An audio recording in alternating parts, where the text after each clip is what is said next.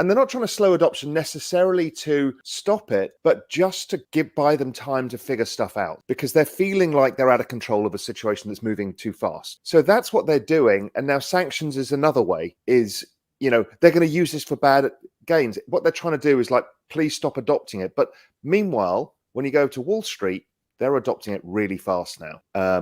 Having spent a lot of time in that world and still speaking to a lot of people, whether it's the giant asset management firms, whether it's the giant pension schemes, or the investment banks themselves. So basically, those guys don't make a move without the regulators giving them the nod saying it's fine. One huge news that made waves last week was Goldman Sachs changing its homepage to feature cryptocurrency, the metaverse, and digitization. The global investment bank describes cryptocurrency and the metaverse as megatrends that are reshaping economies.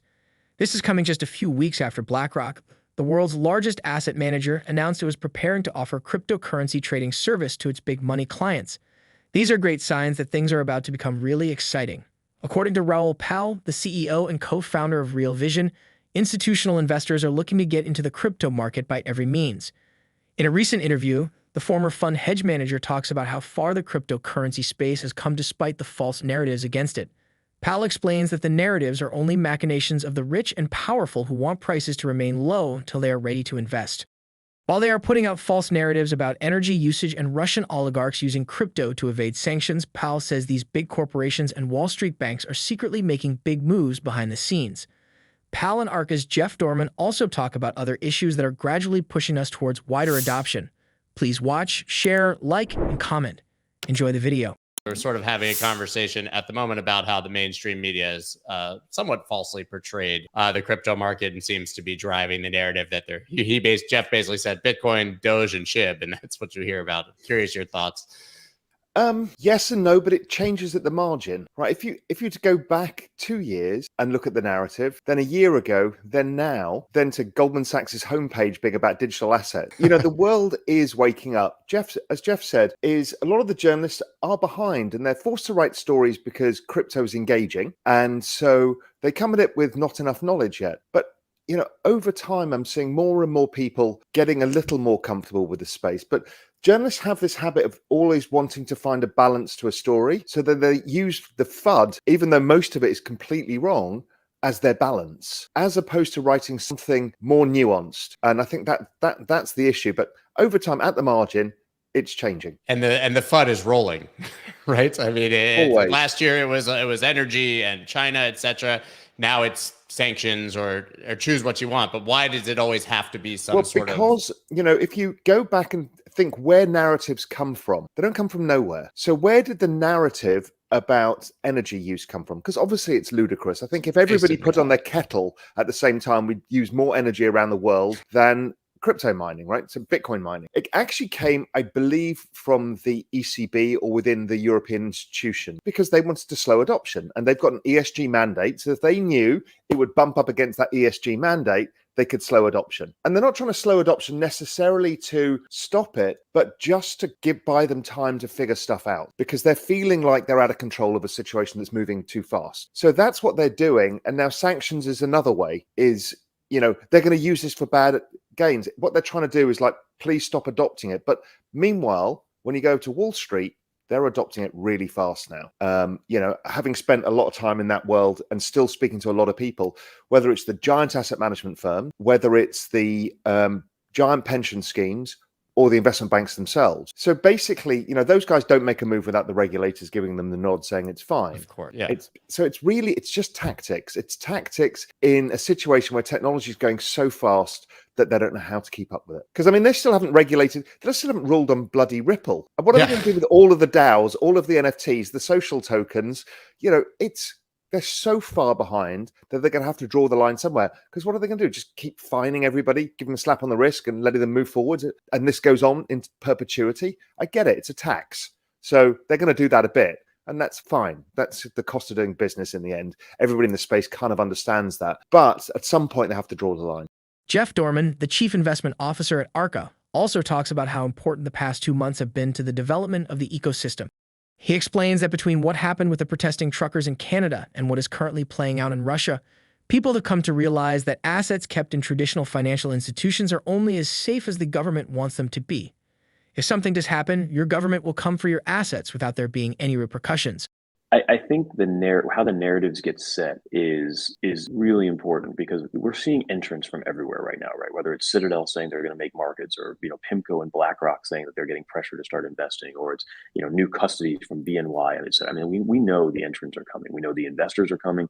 We know the service providers are coming. The banks and brokers, they're all coming, right? And I didn't even realize that Goldman on their homepage is now talking about digital assets. That's awesome, right? And obviously you're seeing reports from the second and third tier guys like your BTIGs to now JP Morgans and Morgan Stanleys. Like, it's all coming. But the most important narrative right now that I think that is going to lead to the biggest aha moment, as well as like everyone saying in retrospect that was obvious, is what happened in the last 6 weeks with regard to Canada basically freezing out their own citizens, Russia basically, a small group of oligarchs basically deciding that they were fine just tanking their currency and their economy, to the U.S. and Europe and the sanctions through SWIFT. To even what happened on the London Metals Exchange, right? The LME just flat out canceling, a bunch of positive P&L on shorts in nickel. What you're basically saying is the world is now waking up to the fact that what you thought were your assets are not your assets. What your assets are somebody else's liability, and whether or not they pay off that liability is now in question, right? Whether or not your government, your bank, your exchange, your brokerage, whether or not they actually release those assets to you is now in question. And that is going to be the biggest driving narrative of the adoption of bearer assets and digital assets that we've ever seen. And I really believe that there is a very good chance that when ETH is at 10,000 and Bitcoin's at 200,000 in, maybe as soon as like 12 months, you're going to look back and say, well, yeah, based on what happened in January and February of 2022, that was obvious. I mean, Jeff, the reason I got into Bitcoin originally back in 2012, 13 was Cyprus. Today's video is sponsored by ThorWallet DEX, the world's first non-custodial wallet that allows you to swap native tokens across chains. It is a safe and secure platform for users to earn attractive interest while trading or swapping cryptocurrencies across different chains. ThorWallet is a decentralized exchange that has been carefully designed for convenience for all types of users. It sports a user-friendly design, extensive liquidity pools with impermanent loss protection for all users, and an innovative technology that allows you to trade, swap, lend, and borrow native tokens. On ThorWallet, users can easily swap native tokens such as Bitcoin, Ethereum, Dogecoin, Luna, Binance, and many others. The platform is the first non-custodial exchange that offers this feature to users. ThorWallet DEX also allows users to store the non-fungible tokens, another feature that is unique to the exchange. Users can also buy the ThorWallet Governance Token, TGT, to enjoy reduced swapping fees, take part in the governance of the network, on- and off-ramp more fiat without KYC, and enjoy other premium benefits. To get started on ThorWallet and enjoy all these amazing benefits and more, please click the link in the description box below. The reason I got into Bitcoin originally back in 2012, 13 was Cyprus. It was exactly the same. They took the entire savings out of the banks and said it's ours now. And I realized that we didn't own anything. So yeah, what happened after Cyprus obviously was a huge run in crypto for the same reasons. I think you're dead right. Yeah. So I think that narrative is really going to start sweeping in. And right now it's a footnote rather than the story, right? And I'm forgetting the guy's name, but the strategist at Credit Suisse who just wrote that, Bretton Woods. Zoltan, yeah. Bitcoin was literally a footnote at the bottom of the article, right? It was like 4 or 5 pages all about what money means, and Bretton Woods 1, 2, and now 3. And it was like, I think the line was, if Bitcoin still exists, it'll be bullish for Bitcoin, right? And it was like a little tongue in cheek. It's going from a footnote to the main event, and we're feeling it with the amount of inbound interest we're getting from investors. We're feeling it in terms of the conversations we're having with investors.